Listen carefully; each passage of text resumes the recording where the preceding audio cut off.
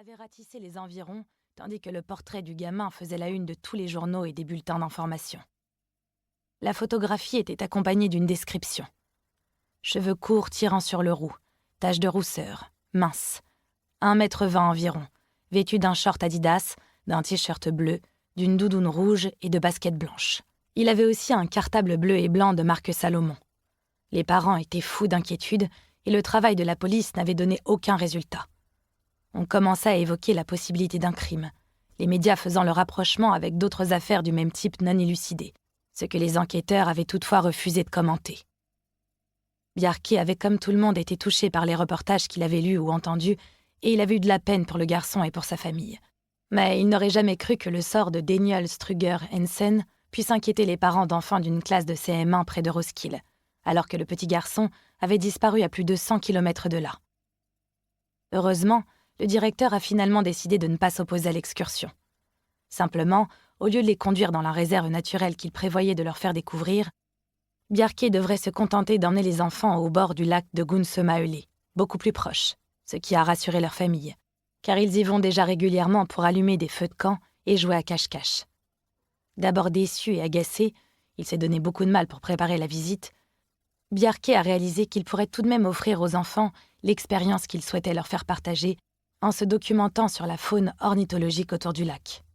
Depuis le début de son remplacement, il s'évertue à intéresser ses élèves à la vie des oiseaux sur les lacs et dans les marais danois, et en les voyant de si bonne humeur, il a l'impression d'avoir gagné son pari. Quand son bus descend la côte, elle a peur que les roues sautent. Notre chauffeur sait pas conduire, pas conduire, pas conduire. On arrive bientôt, crie Bjarke à Anne-Louise pour couvrir le vacarme des enfants et le son de la radio qui parle de nettoyage ethnique en Yougoslavie. Elle ne répond pas, il est sur le point de répéter la question. Mais au même moment, le bus sort de la forêt et le paysage s'ouvre sous leurs yeux. C'est la première fois que Bjarke organise une sortie ici, et il est bouleversé devant l'immense étendue de joncs entre la lisière de la forêt et le lac. 1h30 plus tard, Anne-Louise et Bjarke cheminent entre les roseaux, les enfants derrière eux, le soleil déjà haut dans le ciel.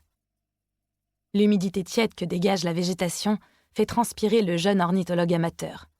Les enfants pataugent courageusement dans la fange, avec partout autour des roseaux de 2 mètres. Et Bjarke a beau leur parler avec passion de la fauvette des marais, il ne peut s'empêcher de remarquer que leur intérêt affaiblit. Équipés de bottes en caoutchouc, de seaux et d'épuisettes, ils ont ramassé des plumes et des coquilles d'œufs de sterne, de mésanges et de mouettes. Ils ont aussi trouvé des cadavres de grenouilles, des beaux cailloux avec des pouvoirs magiques, des moules d'eau douce que Bjarke leur a appris à ouvrir avec la pointe de son canif. Leur patience atteint ses limites bien avant l'heure prévue de la récréation. Enfin, Bjarke aperçoit ce qu'il cherchait et s'écrie en tendant l'index. « Là, regardez, un nid de fauvettes !» Les enfants, les filles surtout, se rassemblent autour du maître accroupi. À quelques mètres au milieu des joncs, on aperçoit le nid, en cours de construction. C'est un nid comme un autre, mais c'est l'excuse que Bjarke attendait pour partager avec eux l'exposé qu'il a préparé. La présence de ce nid montre que le mâle et la femelle se sont choisis et accouplés. Une vieille légende prétend que cela se passe le jour de la Saint-Valentin. Une fois le nid bâti, la femelle pond les œufs et se met à les couver jusqu'à ce que les oisillons sortent de leurs coquilles.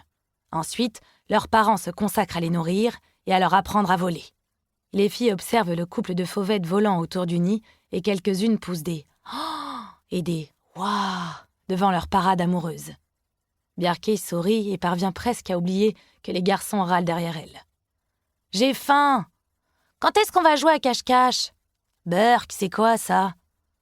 Bjarke se retourne, content qu'un garçon mette fin au concert de doléances.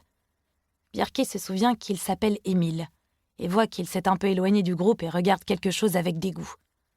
Les enfants se freinent un passage parmi les longues tiges des roseaux pour le rejoindre. Bjarke range soigneusement son couteau dans son sac à dos, qu'il pose sur une petite butte avant d'aller voir à son tour.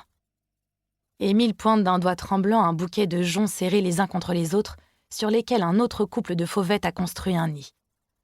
Celui-ci semble petit et bâti à la hâte, et il aurait été presque invisible pour un œil peu attentif.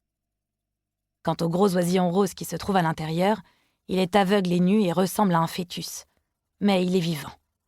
Ses yeux proéminents remuent avec fébrilité derrière les paupières, et avec des mouvements aussi maladroits que déterminés, le dos appuyé contre une paroi du nid, il pousse un œuf vers... Para seguir escuchando este audiolibro gratuitamente, haz clic en el enlace de la descripción y podrás escucharlo completo sin coste gracias a la prueba de 30 días de Audible.